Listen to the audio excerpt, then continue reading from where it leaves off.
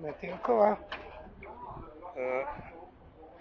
This is OST treatment program, and here on the back side we see Metelkova. This was the first big squat, which is now formalized, let's say legalized,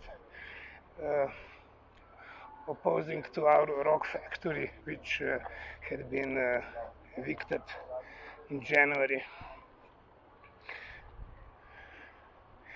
This is a Shant drop-in center. And now I'm see these are the opening arms. It looks it's empty. Somebody is, I think, coming from behind.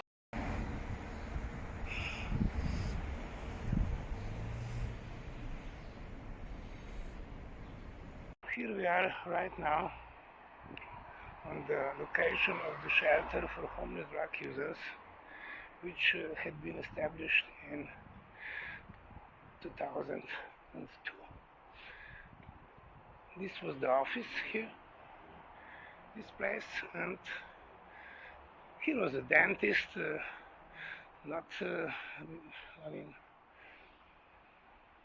beside our office. And here we are now coming to the location of the shelter. In those times, here was only one entrance and a lot of windows. Now we see here 1, 2, 3, 4, 5 different entries and a lot of. This is completely different location. I mean, with different intent. In those days, we had to have 17 beds, and it was open at the beginning only at night, but later our project also included a safe place for drug use and drop-in center, which was open